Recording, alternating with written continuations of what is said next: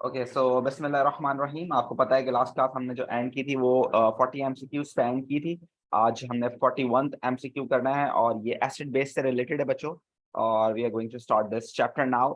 The new chapter of today's class is acid and bases. ठीक है, पहले हम एसिड और बेसिस के कुछ क्वेश्चंस करने वाले हैं। इसके अंदर कुछ बैक टू बैक क्वेश्चंस जो मुझे पास पेपर्स में नजर आए, मैंने उसको जो है गैदर किया है यहाँ पर। इसके अलावा आप करना चाहें, आप बहुत सारे एमसीक्यूज करें, आप बहुत सारे एयर्स करें, आपके पास बहुत टाइम है, आप लोग इजीली कर सकते हैं। मुझे ऐसा लगता है कि भाई ये कुछ 7 से 8 9 एमसीक्यूज 10 एमसीक्यूज जो कि बैक टू बैक आ रहे थे, वो मैंने उसका एक कलेक्शन बना दिया। बाकी मैं आपको ऐसा नहीं कह रहा हूँ कि यही एमसीक्यूज एग्जाम में आएंगे। एग्जाम में अगर ऐसे इस पैटर्न के एमसीक्यूज आ जाए दैट्स वेल एंड गुड, नहीं भी आ सकते हैं, कुछ और भी आ सकते हैं। तो उसके लिए आपने क्या रहना है भाई, रेडी रहना है। तो उसके लिए आपने प्रैक्टिस करनी है।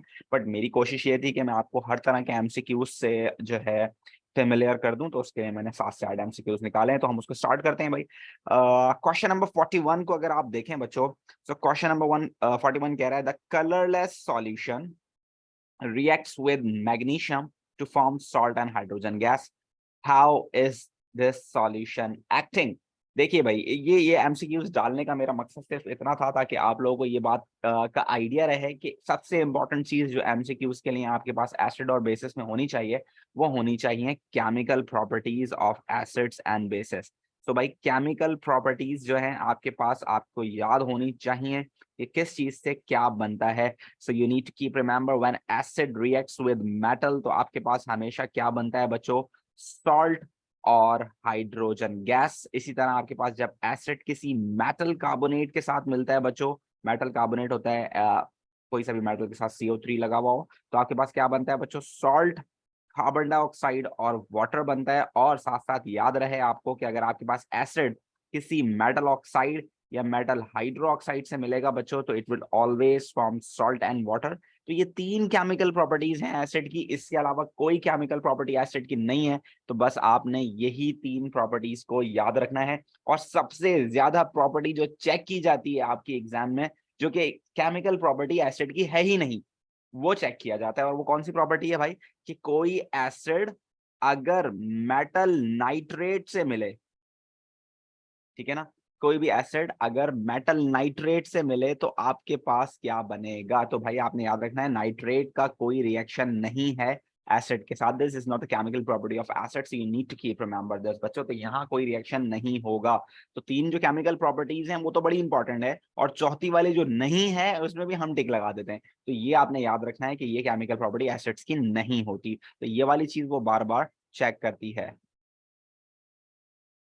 अच्छा जी, ये किसी का मैसेज आया है कि किसी को बैक ग्रुप में वापस से ऐड करना है। और शायान कर तो दिया था यार, दोनों नंबर आपके ऐड कर दिए थे। चलें, नहीं हुआ है तो फिर आप मुझे बता दीजिएगा, मैं दोबारा कर दूंगा। और अली अस्लाम आप ऐड कर दीजिएगा भाई, अगर मैंने ऐड नहीं किया इसको, वैसे मैंने कर दिया है, आप भी कर दें, देख लीजिएगा।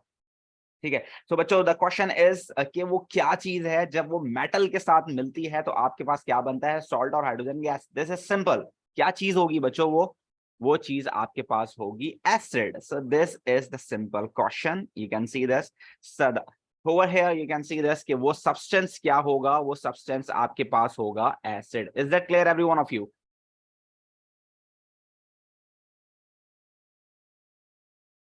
Is that clear every one?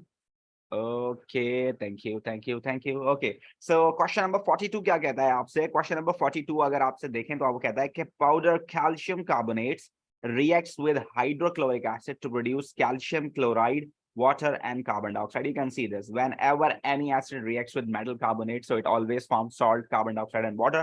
What is the correct ionic equation including state symbols? तो भाई ये इक्वेशन डालने की वजह ये थी ताकि मैं आपको ionic equations सिखा सकूं, ताकि आप आयोनिक इक्वेशन लिखना सीख सकें एक बार दोबारा से।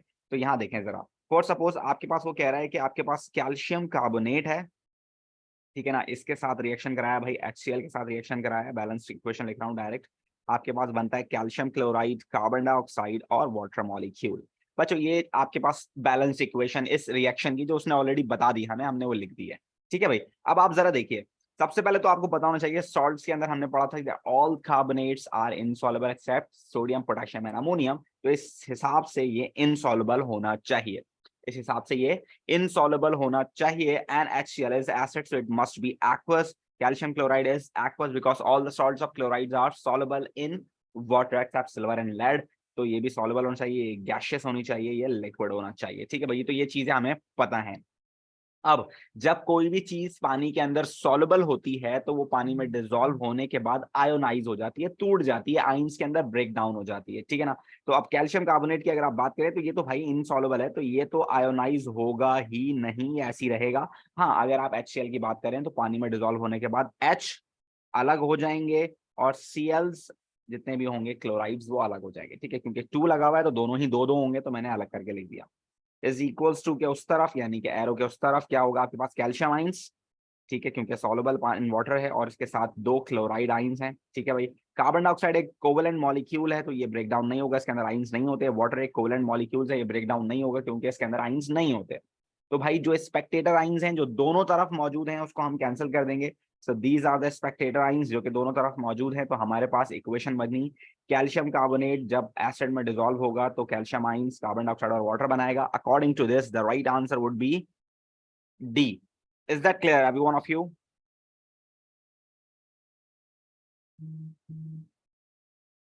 Is that clear, every one of you? Okay, okay, okay, okay, okay, okay, okay. Thank you so much. Then आ गया वो सवाल जो कि मैं आपसे इससे पहले आपको बता चुका हूं, तो जरा देख सकते हैं कि क्या सवाल है भाई। वो सवाल ये है आपके पास, वो आपसे कह रहा है वेटिंग। सवाल आपसे क्या कहता है, सवाल आपसे कहता है ये देखो, उज़ैर यहाँ मौजूद है लेकिन ये हलीमा ताहिर कौन है? हालिमा ताहिर को मैं नहीं जानता हूँ, बट हो सकता है किसी ने अपनी मामा के मुंह से यूज किया हो। चल ऐड कर देते हैं, अल्लाह मालिक है। Ali Aslam, be ready for this. Okay Sam, for MCQ number 43, which substance does not react with hydrochloric acid? बड़ी सिंपल सी बात है, वो क्या कह रहा है भाई, which substance does not react with hydrochloric acid. देखिए अभी मैंने आपको थोड़ी देर पहले बताई है ये बात, तो मेरा नहीं ख्याल है कि आपके लिए मुश्किल होनी चाहिए। आपको ये बात पता है कि एसिड मेटल के साथ, मेटल कार्बोनेट के साथ और मेटल हाइड्रोक्साइड या ऑक्साइड्स के साथ रिएक्शन कर सकता है, बट नाइट्रेट के साथ नहीं कर सकता है। तो भाई जिंक कार्बोनेट के साथ कर सकता है, जिंक हाइड्रोक्साइड के साथ भी कर सकता है, जिंक मेटल के साथ भी कर सकता है, लेकिन इसकी इतनी जरूरत नहीं कि ये किसी नाइट्रेट के साथ रिएक्शन कर सके। So it must be the substance, जो कि आपको पता होना चाहिए। मेन मेन मुझे लगता है कि ये चीज इसमें मेन है, तो इसके लिए आपने रेडी रहना है बच्चों। ठीक है भाई, ये काफी इंपॉर्टेंट है और इसके बारे में आपको याद रखना है कि एसिड की प्रॉपर्टीज में नहीं है कि वो किससे रिएक्शन करे, नाइट्रेट से रिएक्शन करे, तो इसके लिए आपने रेडी रहना है। ठीक है। अच्छा, ये एक और मसला भी है, जैसे फॉर सपोज आपके पास क्या है भाई, सोडियम नाइट्रेट है। अब this is not what, this is not the one जिससे एसिड रिएक्शन कर सकता है, लेकिन फॉर सपोज अगर आप इसके अंदर क्या डालते हो बच्चों, आप इसके अंदर सल्फेट या सल्फ्यूरिक एसिड डालते हो, तो दिस इज नाउ व्हाट, कि आपके पास सब्स्टिट्यूशन रिएक्शन हो सकता है या आप उसको डिस्प्लेसमेंट रिएक्शन बोल सकते हो, जैसे कि हम सॉल्ट्स वगैरह के अंदर करते हैं। अगर आपको याद हो तो ये सब्स्टिट्यूशन रिएक्शन होगा, ये केमिकल प्रॉपर्टी नहीं होगी एसिड की। ठीक है ना, दिस इज समथिंग डिफरेंट। अगर आपको याद हो कि आप लोगों ने भाई सॉल्ट्स बनाते वक्त प्रेसिपिटेशन में सल्फ्यूरिक एसिड का बहुत इस्तेमाल किया था, जैसे आप जो है आमतौर पर लेड नाइट्रेट के साथ ये सीन यूज कर रहे थे आप। हालांकि आप देखें सल्फ्यूरिक एसिड और लेड नाइट्रेट, इन दोनों का आपस में कोई कनेक्शन नहीं है, क्योंकि एसिड की प्रॉपर्टी नहीं है कि वो नाइट्रेट से रिएक्शन करे, लेकिन हम यहाँ पर रिएक्टिविटी सीरीज को यूज करते हुए डिस्प्लेसमेंट रिएक्शन कर रहे थे। Right, you need to keep remember this. तो ये क्या हाइड्रोक्लोरिक एसिड की प्रॉपर्टी नहीं है कि वो रिएक्शन करेगा नाइट्रेट के साथ। हाँ, डिपेंड कर सकता है कि ये डिस्प्लेसमेंट रिएक्शन है, अगर दो कैटाइंस की जो रिएक्टिविटी है उसका डिफरेंस ज्यादा है तो ये रिएक्शन पॉसिबल हो सकता है। Right, then which pair of gases are both non-acidic? अच्छा, वो पूछ रहा है भाई कौन सी दोनों गैसेस नॉन एसिडिक हैं।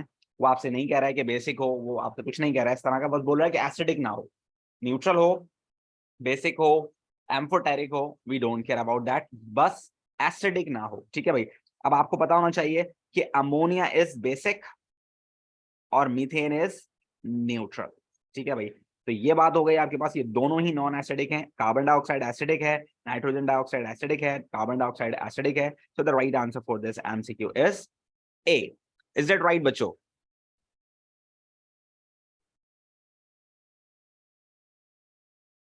इज दैट क्लियर बच्चों?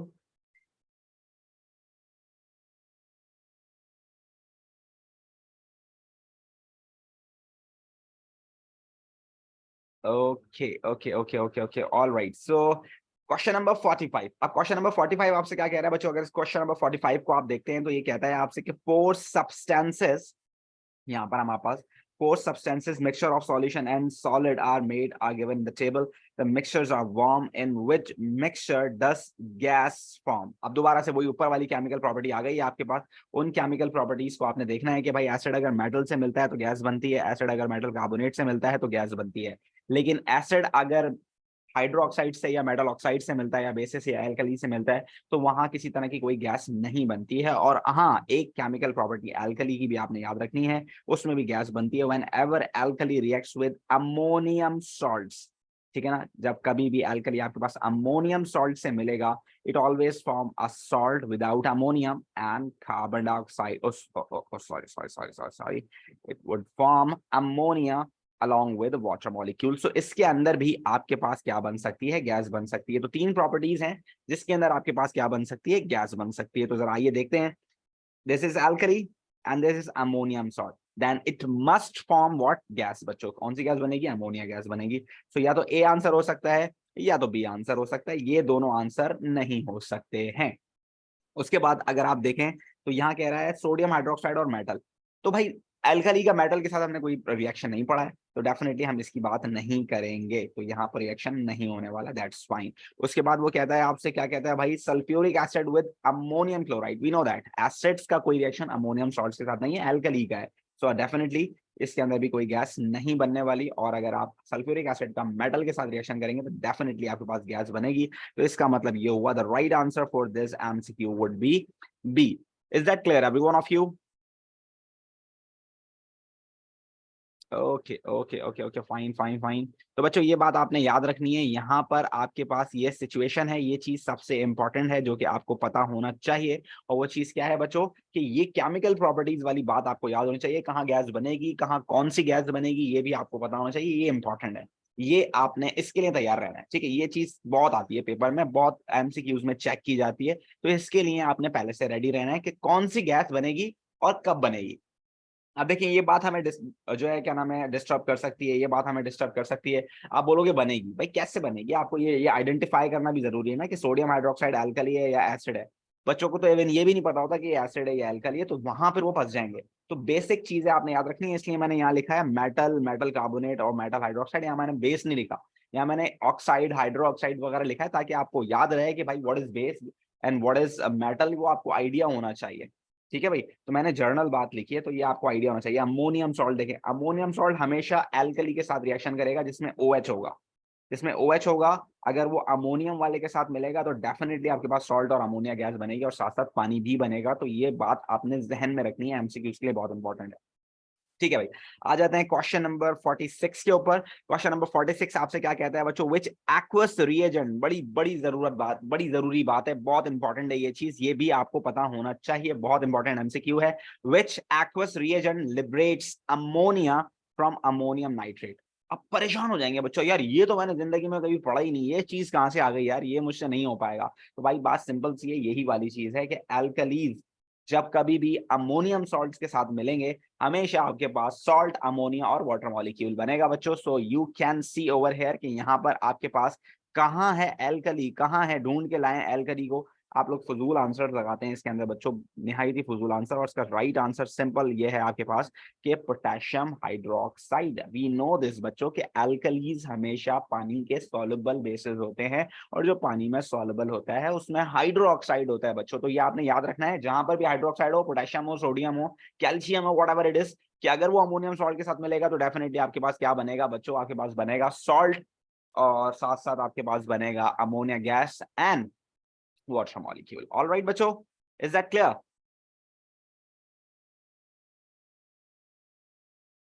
Okay, thank you. Okay okay okay okay okay, चलें 47 की तरफ चलते हैं। तो भाई 47 की बात करते हैं, तो विच mixture would reacts with dilute sulfuric acid to form two different gases। दो अलग अलग गैसेस बननी चाहिए। दो अलग अलग गैसेस बनने के लिए आपको पता होना चाहिए, एसिड अगर मेटल के साथ मिलता है तो आपके पास बनता है सॉल्ट और hydrogen gas, this is a different gas.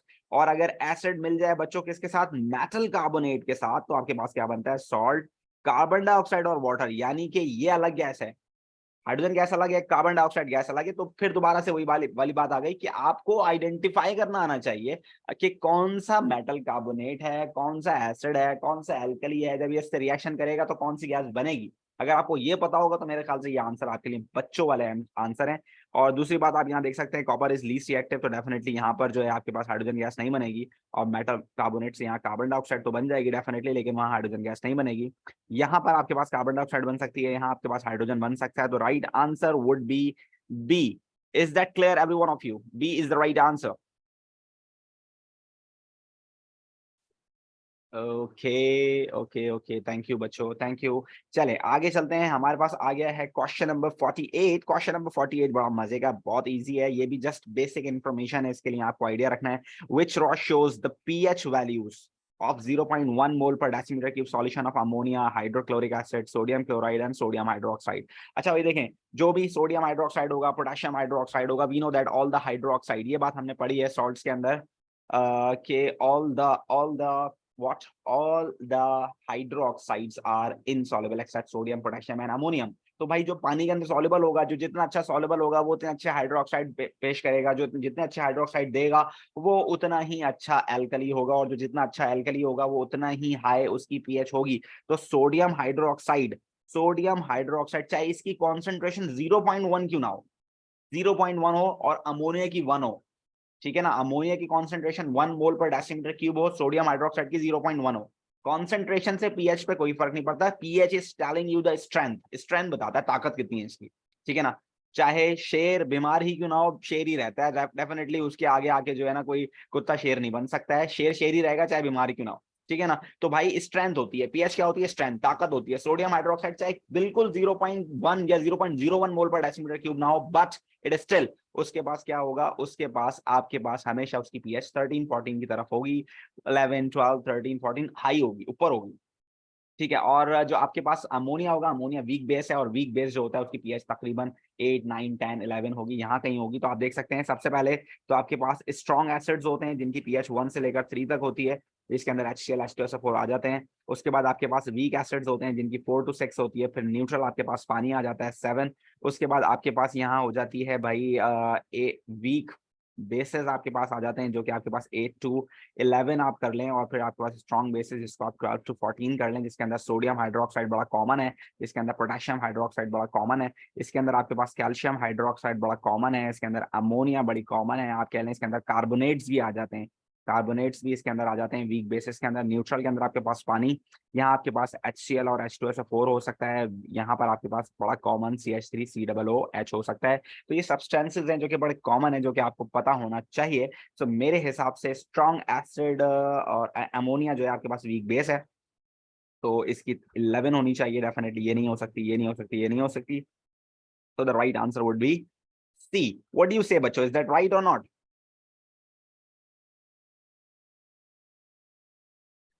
अच्छा जी, इज दैट राइट बच्चों? Right, okay okay okay okay okay. तो आप यहाँ देख सकते हो बच्चों कि आपके पास अमोनिया जो है एक वीक बेस है, तो डेफिनेटली उसका आंसर सी होना चाहिए। चलें भाई आगे चलते हैं, क्वेश्चन नंबर 49 की बात करें तो ये इसमें एक लफ्ज है जो कि इतना इंपॉर्टेंट है जिससे आंसर आपका आइडेंटिफाई हो सकता है, और वो आंसर क्या है बच्चों, जरा देखिए। एन एक्सेस, सिर्फ ये लफ्ज है, ये अगर आपको पता होगा तो आपका आंसर सही आ जाएगा। An excess calcium hydroxide is added to the acidic soil, what happened to the pH of the soil. So simple, ये एक लफ्ज है, ठीक है ना। एसिडिक सॉइल क्या मतलब हुआ, इसका मतलब हुआ इसकी पीएच जो होगी कैसी होगी बच्चों, बिलो 7 होगी। एंड कैल्शियम हाइड्रोक्साइड का मतलब ये है कि इसकी पीएच अबव 7 होगी, और एक्सेस का मतलब ये है कि अबव 7 मतलब 7 से ऊपर जाएगी, न्यूट्रल नहीं होगी। अगर दोनों इक्वल होते number of moles according to the equation, उनकी अगर मोल्स बराबर होते तो इसका मतलब ये कि न्यूट्रल प्रोडक्ट बन सकती थी, लेकिन यहाँ ऐसा नहीं लिखा हुआ कि इक्वल मोल्स हैं या व्हाटएवर, वहां लिखा हुआ है आपके पास सोडियम हाइड्रोक्साइड कैसा है, एक्सेस है। सोडियम हाइड्रोक्साइड क्या है आपके पास, एक्सेस है। तो इसका मतलब ये हुआ कि आपके पास पीएच ऊपर जाएगी, ऊपर जाएगी, ठीक है ना। तो बस ये एक्सेस वाली बात आपको काम में आएगी। So we can see this कि भाई एसिडिक सॉइल के अंदर एल्कली डालेंगे तो पीएच ऊपर जाएगी, तो यानी कि इंक्रीज होगी। या तो आंसर सी हो सकता है या तो डी हो सकता है। ज्यादातर बच्चे सी लगा देते हैं। भाई क्यों लगा देते हो सी? यहाँ तो लिखा हुआ ही नहीं है कि equal amount of calcium hydroxide add हुआ है। यहाँ कहीं लिखा हुआ ही नहीं है कि आपके पास जो आपने कैल्शियम हाइड्रोक्साइड डाला है वो एग्जैक्ट मोल्स है। यहाँ लिखा हुआ है एक्सेस। एक्सेस का मतलब आपने बहुत सारा डाला है, तो यानी कि आखिरी में रिएक्शन खत्म होने के बाद भी, न्यूट्रलाइज होने के बाद भी आपके पास एक्सेस ऑक्सीजन, वहां पर एक्सेस हाइड्रोक्साइड होंगे। और हाइड्रोक्साइड का मतलब है कॉन्सेंट्रेशन ऑफ OH आइंस का मतलब ये है कि एल्कली कॉन्सेंट्रेशन, वहां पर एल्कलाइन कॉन्सेंट्रेशन बढ़ जाएगी, यानी कि पीएच आपके पास अबव होगी। सो the right answer would be D. तो ये कहने का मकसद है, इस एमसीक्यूज को डालने का मकसद सिर्फ मेरा इतना था कि आप इस पे फोकस करें कि एक लफ्ज भी आपके एमसीक्यूज को चेंज कर सकता है, आपके आंसर को चेंज कर सकता है। चलें भाई आगे चलते हैं। उसके बाद ये आ गया ऑक्साइड्स वाला मामला। ऑक्साइड्स वाले मामले से भी लाजमी क्वेश्चन बनते हैं, तो इसके लिए भी आपको रेडी रहना है। ऑक्साइड्स वाली बात आपके पता होनी चाहिए। ऑक्साइड्स दो तरह के हो सकते हैं, these are actually binary compounds. और बाइनरी कंपाउंड्स का मतलब ये होता है कि ऑक्सीजन के अलावा कोई एक एलिमेंट हो सकता है। तो ऑक्सीजन के अलावा कोई एक एलिमेंट का मतलब है मेटल हो सकता है, या तो वो नॉन मेटल हो सकता है, इसके अलावा कुछ नहीं होता। मेटल दो तरह के होते हैं, एक आपके पास बेसिक हो सकते हैं और आपके पास क्या हो सकते हैं, एम्फोटेरिक हो सकते हैं। और उसके अलावा आपके पास नॉन मेटल ऑक्साइड्स आपके पास एसिडिक हो सकते हैं और आपके पास न्यूट्रल हो सकते हैं। तो आपने कुछ नहीं करना है, आपने जस्ट एम्फोटेरिक और न्यूट्रल याद रखना है। एम्फोटेरिक होते हैं आपके पास कौन से वाले, जिंक ऑक्साइड और आपके पास लेड ऑक्साइड हमारे सिलेबस से हट गया, तो हम इसको हटा देते हैं। जिंक ऑक्साइड और अल्मोनियम ऑक्साइड आपके पास एम्फोटेरिक हैं। ये आपके पास नाइट्रोजन मोनोऑक्साइड, कार्बन मोनोऑक्साइड और वाटर आपके पास जो है न्यूट्रल है। तो ये बस आपने याद रखना है। बाकी सारे मेटल ऑक्साइड्स, चाहे आपके पास सोडियम ऑक्साइड हो, कैल्शियम ऑक्साइड हो, कॉपर ऑक्साइड हो, आपके पास कोई सा भी हो, वो मेटल ऑक्साइड आपके पास क्या कहलाएगा, वो आपके पास बेसिक कहलाएगा। और कोई सा भी नॉन मेटल ऑक्साइड्स होगा इनके अलावा, तो वो आपके पास एसिडिक कहलाएगा बच्चों। तो ये आपने याद रखना है, ये आपके काम आ सकता है। तो ये आप कह रहे हैं aluminium, this is out of two we have one aluminium oxide which is amphoteric, तो या तो सी आंसर हो सकता है या तो डी आंसर हो सकता है। Potassium oxide is a metal oxide, तो ये बेसिक होगा। And magnesium oxide is metal oxide which is basic, and sulphur dioxide is acidic. So the right answer would be D. Is that clear every one of you?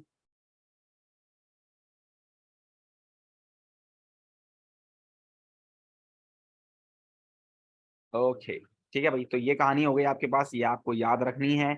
ये MCQs ये 5 आपको थोड़ी देर में मिल जाएंगे। यासिर उसके लिए आप परेशान ना हो भाई, आपको ये पीडीएफ मिल जाएगी जैसे ये पूरी हो जाएगी, आज हो जाएगी इंशाल्लाह। So question number 51। Question number 51 आपसे कहता है बच्चों, sample of three oxides X Y and Z were added separately to dilute hydrochloric acid and dilute sodium hydroxide. अब देखें उसने एक्स वाई और जी को अलग अलग जो है डाला है हाइड्रोक्लोरिक एसिड में और किसमें, सोडियम हाइड्रोक्साइड में। वो कहता है X and Y reacts with dilute hydrochloric acid but Z does not. इसका मतलब ये हुआ कि जेड जब एसिड से रिएक्ट नहीं कर रहा, Z अगर एसिड से रिएक्ट नहीं कर रहा, इसका मतलब यह हुआ कि Z आपके पास एसिड ही होगा। जो एसिड है वो एसिड से रिएक्शन क्यों करेगा, जो एसिड है वो एसिड से रिएक्शन क्यों करेगा। अच्छा उसके अलावा भी वो बहुत सारी चीजें हो सकती हैं, लेकिन क्योंकि आपके पास यहाँ पर दिया वही 3 है, तो हम इन 3 की बात करेंगे। एम्फोटेरिक होगा तो एसिड से रिएक्शन कर लेगा, बेसिक होगा तो भी एसिड से रिएक्शन कर लेगा, लेकिन अगर वो एसिड ही होगा तो डेफिनेटली वो एसिड से रिएक्शन नहीं करेगा। So it can be C and D. ठीक है, इसके अलावा भी वो और कोई चीज हो सकती है, नाइट्रेट हो सकता है, सॉल्ट हो सकता है, वो कुछ भी हो सकता है, लेकिन क्योंकि अभी आंसर में इन 3 चीजों की बात हो रही है तो मैं सिर्फ इसलिए कंसीडर कर रहा हूँ कि वो एसिड होगा। ठीक है, उसके बाद वो आपसे कहता है, क्या कहता है भाई, वो आपसे कह रहा है कि Y and Z reacts with aqueous sodium hydroxide but X does not. इसका मतलब ये है कि Y और Z सोडियम हाइड्रोक्साइड से रिएक्शन कर रहे हैं बट X नहीं कर रहा, तो X इटसेल्फ कैसा होगा भाई, बेसिक होगा। तो ये हो गया X आपके पास बेसिक, Z हो गया आपके पास एसिडिक, और क्योंकि Y दोनों में ही शुमार कर रहा है, दोनों से ही रिएक्शन कर रहा है, तो ये हो गया आपके पास amphoteric. So right answer for this is D. Clear हो गया बच्चों, कोई मसला? ओके ओके, देखेंगे बड़ी ये मजे की बात थी। और ये इन्फॉर्मेशन आपको पता होता है कि एम्फोटेरिक ऑक्साइड्स वो होते हैं जो कि एसिड और बेसिस दोनों से रिएक्शन करते हैं या वो दोनों तरह बिहेव करते हैं। तो ये इन्फॉर्मेशन तो हमें पता होती है, लेकिन क्योंकि जब इक्वेशन सवाल सामने आता है तो हम अजीब ही पता नहीं कौन सी दुनिया में चले जाते हैं जिसके अंदर हमें जो है शायद उसका आंसर नहीं मिल पाता। तो हमें ये सिर्फ याद रखना है, हमें अपने बेसिक कॉन्सेप्ट पे रहना है, वो ही पेपर में जज होते हैं और वही जो है सवाल पेपर में भी आते हैं। तो कोई अनोखी दुनिया से सवाल नहीं आते, सवाल वही आते हैं जो हमने याद किए होते हैं। बस सिंपल सी बात होती है कि उस वक्त वो बात क्लिक कर जाए तो क्या ही बात है। ठीक है, then question number 52 is saying which substance in the table could be an amphoteric oxide. Again amphoteric oxide क्या होती है? एम्फोटेरिक ऑक्साइड बच्चों, एम्फोटेरिक ऑक्साइड आपके पास वो ऑक्साइड्स होते हैं जो कि एसिड और बेस दोनों से रिएक्ट करते हैं। जब दोनों से रिएक्ट करेंगे तो इसका मतलब क्या हुआ कि वो दोनों के अंदर डिसॉल्व हो जाएंगे, खत्म हो जाएंगे, रिएक्शन हो जाएगा। रिएक्शन हो जाएगा तो वो गायब हो जाएंगे, डिसॉल्व हो जाएंगे। हाँ, पानी के अंदर insoluble होते हैं, aluminium oxide and zinc oxide. We know that all the metal oxides are insoluble except sodium and potassium, और you can say that group 1 oxides जो है पानी में soluble होते हैं तो वो एल्कली बनाते हैं, बाकी सारे आपके पास insoluble होते हैं। तो अकॉर्डिंग टू दिस आप कह सकते हैं कि आपके पास aluminium oxide, lead oxide, zinc oxide, whatever the amphoteric oxide you have, it would be insoluble in water but can be dissolved in acid and base. All right, so acid के अंदर dissolve हो जाएगा भाई, और reaction पानी के अंदर insoluble होगा, ठीक है, और यहाँ वो बेस के अंदर भी डिसॉल्व हो जाएगा। सो the right answer would be A. Clear हो गया बच्चों?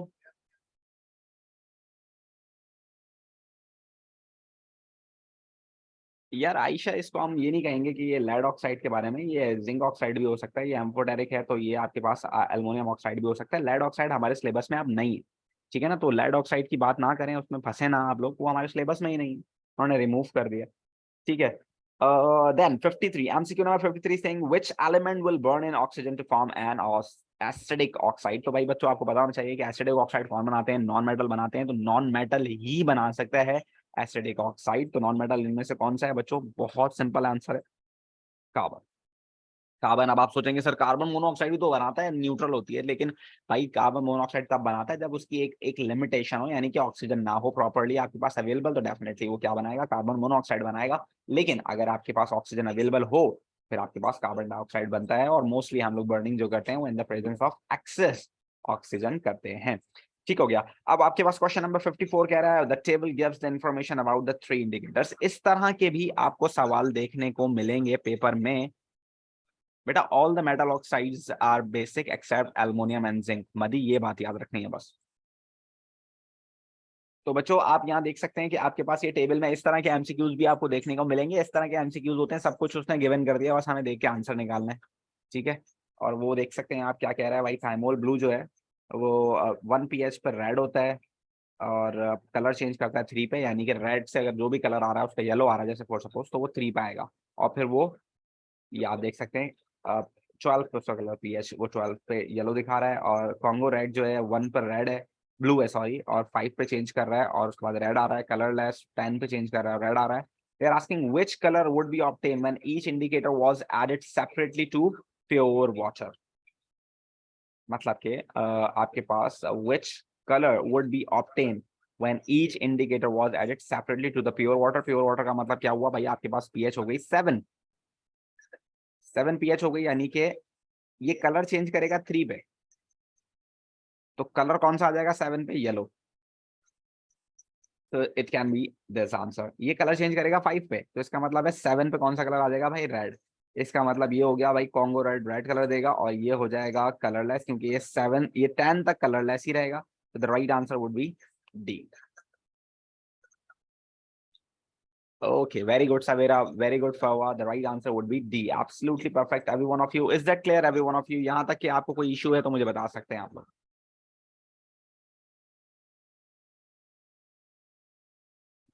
Yes, answer is D. Okay, okay, okay. Abhi, thank you so much. Okay, so we are moving towards the next question, or the next question is about metal. Okay, अच्छा देखो बच्चों, अब metal की बात आ गई है, तो मेटल की बात जब आ गई है तो मैं आपसे क्लियर कर दूं कि भाई सबसे इंपॉर्टेंट चीज जो आपके पास होनी चाहिए वो क्या होनी चाहिए? इस वक्त आप लोगों के पास मेटल होना चाहिए। तो मेटल को सबसे पहले आप लोगों ने पढ़ना है बेटा। शयान आपने याद सिर्फ और सिर्फ थाइमोक्सिलीन मिथाइल ऑरेंज करना होता है, बाकी ये जो उसने देखो अगर इसके अलावा कोई इंडिकेटर आता है तो वो गिवन करते हैं, जैसे कि उन्होंने अभी दे दिया है, ठीक है।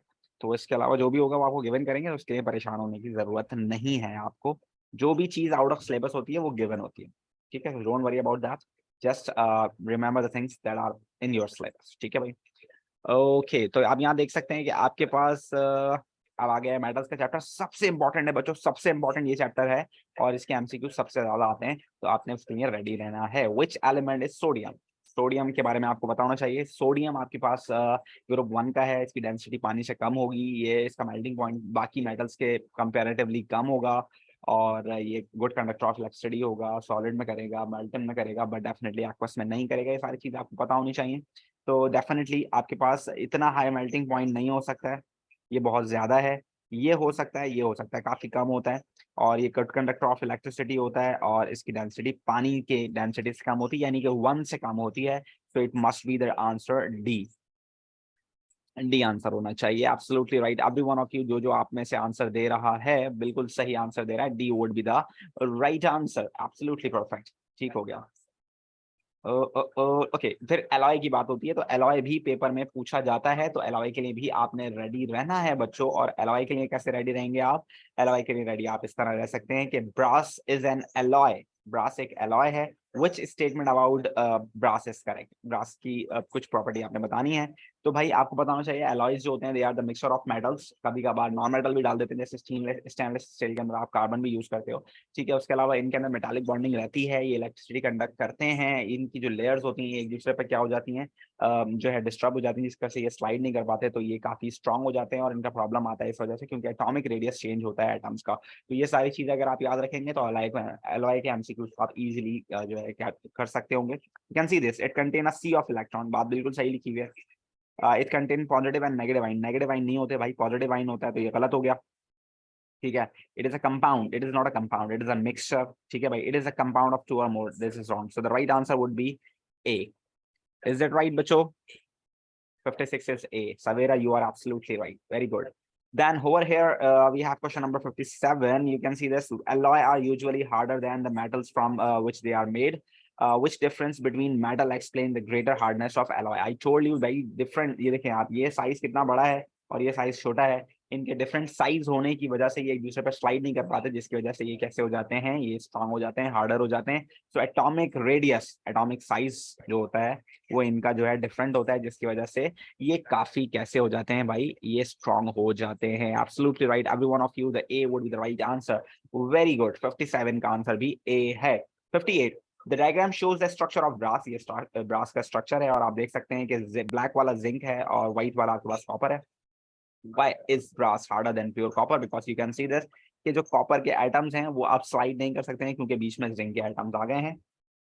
और इनकी आपने ये बात भी याद रखनी है कि ब्रास जो है कॉपर और जिंक से बनता है, because it is a part of our syllabus. So you can say that the zinc atoms form strong covalent bonding. No, this is not a compound, तो उसमें bonding नहीं होती है। The zinc atom prevents layer of copper atoms from sliding over each other. That is the right answer. And sea of electron and moving freely in the solid. The zinc atom prevents, नहीं है, ऐसा कुछ नहीं है। The zinc atoms have more electrons, ऐसा भी कुछ नहीं है। So the right answer would be B. आप कह सकते हो B is the right answer, क्योंकि उसमें आपके पास जिंक के साइज का एटम बहुत बड़ा है और वो अब स्लाइड होने से उसको रोक रहा है। Is that clear, every one of you? Any problem, anything that you want to ask? चले भाई, तो आ जाते हैं क्वेश्चन नंबर 59 के ऊपर। Just look at over here every one of you. Attaching a piece of magnesium to underground iron pipes can protect iron from corrosion. We know this. We know this. Any highly reactive metal can be attached with the less reactive metal, and this is known as sacrificial protection. और this is something you can say that कि भाई metal को आप save कर सकते हो। Underground pipes जो होते हैं या जो शिप्स पानी के अंदर होती हैं, ये सारी की सारी जो है प्रोटेक्टेड होती हैं बाय अ रिएक्टिव मेटल। एक रिएक्टिव मेटल छोटा सा वहां लगा देते हैं तो वो प्रोटेक्ट कर लेता है। इवन कि अगर आप बिल्कुल जरा सा भी लगाओगे तो वो खुद ऑक्सीडाइज हो जाएगा, लेकिन वो जो है दूसरे वाले मेटल को नहीं होने देगा। और ये कैसे होता है? ये ऐसा होता है कि वो अपने इलेक्ट्रॉन खुद ही लॉस कर देता है, ठीक है, सामने वाले को नहीं करने देता।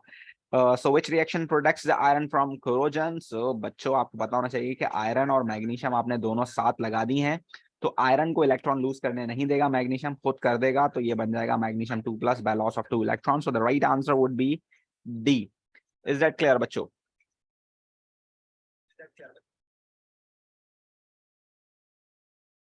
नहीं किया मैंने, इलेक्ट्रोलिसिस अभी नहीं कराया। इलेक्ट्रोलिसिस कराना है, उसके भी 2 एमसीक्यू उस पेपर में आते हैं, तो डेफिनेटली उसके लिए भी हमें करना है। मोल्स करना है, इलेक्ट्रोलिसिस करना है, ऑर्गेनिक करना है। डोंट वरी अबाउट दैट, वो मैं सेट कर रहा हूँ अभी। आज ये वाली स्लाइड पूरी करके नेक्स्ट क्लास में इंशाल्लाह वही करना है।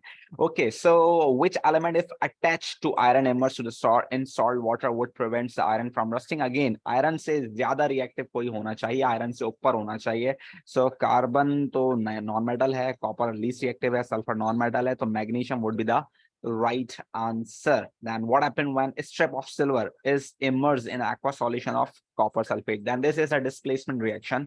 तो इसके बारे में भी आपको पता होना चाहिए। डिस्प्लेसमेंट रिएक्शन क्या होते हैं भाई? अब आप देखें, कॉपर कॉपर सल्फेट है ना, CuSO4 के अंदर आपने डाला है सिल्वर, और अगर आपको याद हो तो आखिरी में आता है copper silver gold.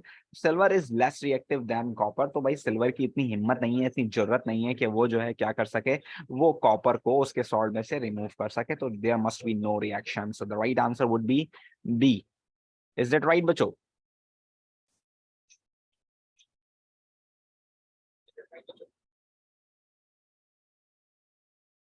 Yes. Okay. Then question number 62 is saying the following facts are known about four metal P, Q, R and S. देखो ये रिएक्टिविटी वाला सवाल भी आ सकता है बनाने के लिए, तो इसके लिए भी रेडी रहना है आपने। और जो जो चीजें पेपर 2 में नहीं आई हैं तो वो तो काफी इंपॉर्टेंट होने वाली हैं। तो भाई जो थ्योरी के पेपर में नहीं आई हैं वो काफी इंपॉर्टेंट होने वाली हैं। R displaces both P and S, कह रहा है कि R जो है P और S दोनों को डिस्प्लेस कर सकता है, यानी कि R is more reactive than P and S। उसके बाद वो क्या कहता है आपसे, वो कहता है आपसे कि Q reacts with water but R does not reacts with water, यानी कि Q पानी से रिएक्ट कर सकता है बट R नहीं कर सकता। तो इसका मतलब है Q is more reactive than R। उसके बाद वो आपसे कहता है कि S does not reacts with acid but P can, यानी कि P is more reactive than S। तो Q, R, P and S, this is the one which is more reactive and this is one which is the least reactive one. So you can say that what is the correct order of reactivity? The most reactive first, ये जरूरी है भाई, most reactive first। तो QRPS, QRPS, the right answer would be B। Is that right बच्चों? Okay, okay, okay, okay, thank you। तो हम चलते हैं 63 की तरफ। In which raw the element plays to the correct order their chemical reactivity starting with the most reactive element? तो ये तो आपको याद होना चाहिए, क्या था भाई? पोटेशियम, सोडियम, कैल्शियम,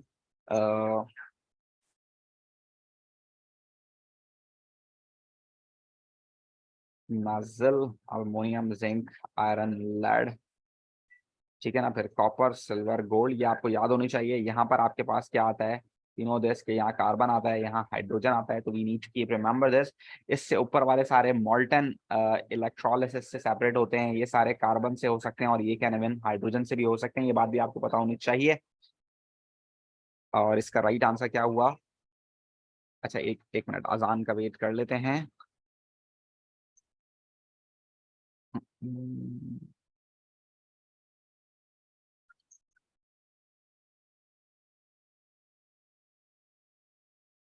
चलो भाई बच्चों, सो इसका आंसर क्या हुआ? इसका answer simple is a, calcium is the most reactive one and the silver is the least reactive one. और मैग्नीशियम आ गया बीच में, ठीक हो गया। उसके बाद 64 कहता है आपसे which pair of metals are not oxidised when added to water? कौन से ऐसे हैं पेयर ऑफ मेटल्स जो कि ऑक्सीडाइज नहीं हो सकते व्हेन एडेड टू वाटर? तो सिंपल इज दिस, वो वाले मेटल जो कि पानी में रिएक्शन नहीं करेंगे और वो लीस्ट रिएक्टिव होंगे, तो कॉपर और सिल्वर आर द मेटल्स जो कि पानी से रिएक्शन नहीं कर सकते हैं। So the right answer would be C. Right बच्चों? क्या बात है बच्चों, जबरदस्त जबरदस्त, very good, every one of you, माशाल्लाह, वेरी गुड, बेहतरीन। चले भाई, उसके बाद आ गया 65, metal M will displace copper from aqueous copper sulfate but will not displace iron from aqueous iron sulfate. M is extracted from oxide by heating with the carbon। okay, वो कह रहा है भाई M जो है it can can displace copper from copper sulfate, यानी कि copper से ऊपर हो गया और आयरन से नीचे हो गया। सिंपल इज दिस, क्योंकि आयरन को नहीं कर सकता ये डिस्प्लेस, कॉपर को कर सकता है, तो कॉपर से ऊपर, आयरन को नहीं कर सकता तो उससे नीचे। और इसका मतलब क्या हो गया? आपसे वो कह रहा है कि भाई रिएक्टिविटी सीरीज बताएं, तो मोस्ट रिएक्टिव तो सोडियम ही होता है, और उसके बाद आपके पास आयरन आ गया, मेटल M आ गया और फिर कॉपर आ गया। So the right answer would be D हो गया इसका। Then 66 is saying the position of the metal M in the reactivity series is shown, which method will be used to extract M? You can see this, M कहाँ आ रहा है? M आ रहा है आपके पास एल्युमिनियम से पहले, और एल्युमिनियम से पहले आ रहा है तो इसका मतलब ये है कि ये इलेक्ट्रोलिसिस से सेपरेट होगा, इलेक्ट्रोलिसिस से, और वो भी electrolysis of its molten salt. Aqueous मत लिख देना भाई, मोल्टन, ठीक है ना। एक्वस यूज करोगे तो we know that hydrogen product बना लेगा, कैथोड पे मेटल नहीं जाएगा। तो the right answer would be D. Clear हो गया बच्चों? डी आंसर है। वेरी गुड बच्चों, वेरी गुड, बेहतरीन। चलो कुछ डायग्राम भी यहाँ मौजूद हैं, वो वाला सवाल भी कर लेते हैं। देख लेते हैं कि कितना आसान और कितना मुश्किल है।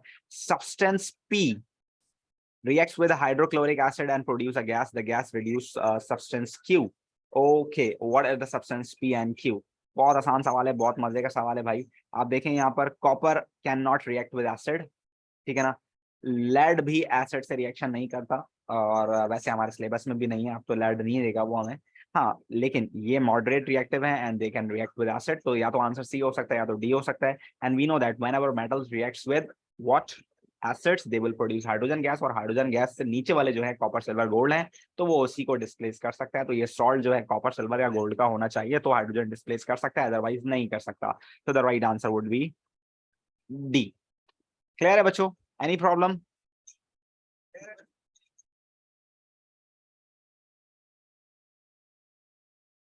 ठीक है, ठीक है।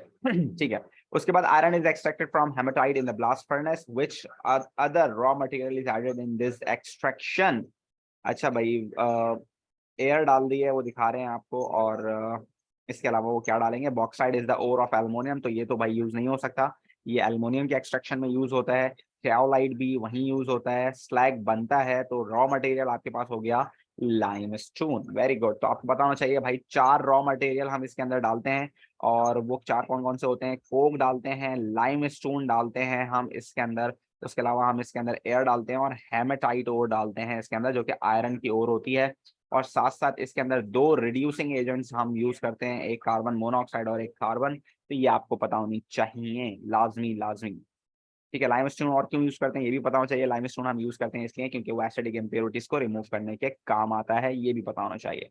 चलें दोबारा, एक क्वेश्चन नंबर 69 आपके पास यहाँ खिदमत में पेश है। Which diagrams correctly illustrate the condition necessary for the rusting of iron, also the metal that can be used to prevent rusting by sacrificial protection। तो भाई रस्टिंग के लिए एयर और जो वाटर का होना बहुत जरूरी है, और अगर एयर होगी और वाटर दोनों एक साथ होंगे तो ही रस्टिंग हो सकती है, अदरवाइज रस्टिंग नहीं हो सकती। तो भाई रस्टिंग कहाँ हो सकती है? यहाँ सिर्फ ऑक्सीजन है, यहाँ नहीं हो सकती। यहाँ ऑक्सीजन है, सिर्फ नहीं हो सकती। यहाँ ऑक्सीजन और वाटर मौजूद है, तो right answer can be C और डी। और फिर उसकी प्रोटेक्शन के लिए भी आपने बताना है क्या यूज करना है। The one which is more reactive than iron can be used for the protection, so the magnesium can use for the protection. This is wrong, copper is less reactive. Okay, so the D is right answer. अच्छा भाई, 67 कौन पूछ रहा है? 67 में कुछ भी नहीं है बेटा। 67 में आपने याद रखना है, the one which is less reactive than hydrogen can be displaced by hydrogen. So hydrogen से लेस रिएक्टिव कौन से होते हैं भाई? हाइड्रोजन से नीचे होते हैं कॉपर, सिल्वर, गोल्ड। तो अगर इन तीनों में से किसी का सॉल्ट होगा यहाँ पर, तो वो हाइड्रोजन गैस से क्या हो सकता है? रिप्लेस हो सकता है। और मेटल की अगर आप बात करें तो magnesium, aluminium, zinc and iron, iron, ये 4 जो हैं हम एसिड से इनके चारों के रिएक्शन करा सकते हैं, और ये क्या बना सकता है? सॉल्ट और हाइड्रोजन गैस बना सकता है। तो इस वजह से the right answer would be D. ठीक है। उसके बाद आ जाए क्वेश्चन नंबर 70 पर। क्वेश्चन नंबर 70 आपसे कहता है an alloy of aluminium is used to construct aircraft. Uses भी पता होना चाहिए मेटल के, कि कौन सा मेटल किस वजह से यूज होता है। तो why aluminium never used? Pure aluminium क्यों यूज नहीं हो सकता, और हम क्यों यूज करते हैं एलॉय उसका? तो भाई इसका आंसर क्या होगा? Pure aluminium can not be manufacture, ऐसा तो नहीं है। हो सकता है इलेक्ट्रोलिसिस से। प्योर एल्युमिनियम कंडक्ट इलेक्ट्रिसिटी, ऐसा भी नहीं है। Pure aluminium is less dense than its alloy. Pure aluminium is too malleable. Density वाली बात नहीं होगी, मैलेबल वाला राइट आंसर होगा। तो you can say that pure aluminium is too malleable. जो भी मेटल होते हैं, जो भी आपके पास मेटल होंगे, वो अगर प्योर फॉर्म में होंगे तो वो मैलेबल होते हैं। They can their slides their atoms are arrange in layers, so they can slide over each other, और हम उसकी मैलेबिलिटी को कम करने के लिए उसको एलॉय बनाते हैं। Very good. Okay, so the diagram shows apparatus that can be used to extract aluminum. Extraction of aluminum के लिए हम ये process use करते हैं बच्चों, आप देख सकते हैं। And we know that ये आपके पास J जो है आपके पास क्या होगा? ये कार्बन एनोड्स होंगे आपके पास, ठीक है। और K क्या होगा आपके पास? ये होगा आपके पास एल्युमिनियम ऑक्साइड यानी कि बॉक्साइड, और इसके साथ आपके पास क्रायोलाइट होगी, जो कि इसका मेल्टिंग पॉइंट कम करेगी और कॉस्ट को हमारी सेव करेगी। ये जो मोल्टन है ये एल्युमिनियम होगा, और ये आपके पास क्या होगा? ये कैथोड होगा। So we know that what is J। J आपके पास होना चाहिए एनोड। एनोड क्या होता है? पॉजिटिव इज एनोड, तो is it is what this is you can say that कि आपके पास जे होगा पॉजिटिव इलेक्ट्रोड, तो या तो सी हो सकता है या तो डी हो सकता है, और फिर एल्युमिनियम ऑक्साइड और क्लोराइड, और aluminium is the product, so the right answer would be D. Okay, very good question and very simple as well. The last two questions over here of metal, you can see this. Okay, bhai, the diagram shows the apparatus needed to extract aluminum from aluminum oxide. Which statement about this process is correct? The electrolyte is a solid. Electrolyte solid होगा तो भाई electricity कैसे conduct होगी? The electrolyte is aluminum oxide dissolved in water. Aluminum oxide is insoluble in water, so it cannot dissolve in water. The equation for the reaction at the positive electrode. Positive is anode, तो positive पे positive नहीं जा सकता. The positive carbon electrodes lost mass during the process, so they must be replaced after every short interval. So the right answer would be D. We know that कि pure oxygen बन रही होती है, carbon के anodes होते हैं, high temperature होता है, रिएक्शन हो सकता है जिसकी वजह से कार्बन एनोड्स कंज्यूम हो सकते हैं, तो उसे हमने हर थोड़ी देर बाद चेंज करना है.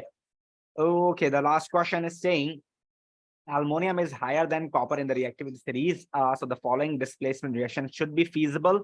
The reaction does not take place at room temperature. What is the reason for this? This is also very important thing to keep remember for MCQs is aluminum has an oxide layer which protect it from the reaction. So इस वजह से reaction नहीं कर रहा होगा. So you can say that the reaction, the compound aluminum sulfate does not exit. Aluminum has the inert coating of all. This is the right answer. A would be the right answer. Aluminum के ऊपर हमेशा हमेशा क्या आ जाती है बच्चों, एक oxide की लेयर आ जाती है, जिसकी वजह से वो आपके पास जो है रिएक्शन करने से थोड़ी सी देर के लिए बच जाते हैं. तो आप उसको स्क्रैच करके रिएक्शन करा सकते हैं, या आप उसको जो है पाउडर फॉर्म में रिएक्शन करा सकते हैं, और ये सीन आप कर सकते हैं एल्युमिनियम के रिएक्शन के लिए. Is that clear, every one of you? Any problem, any question that you want to ask? So you are allowed to ask.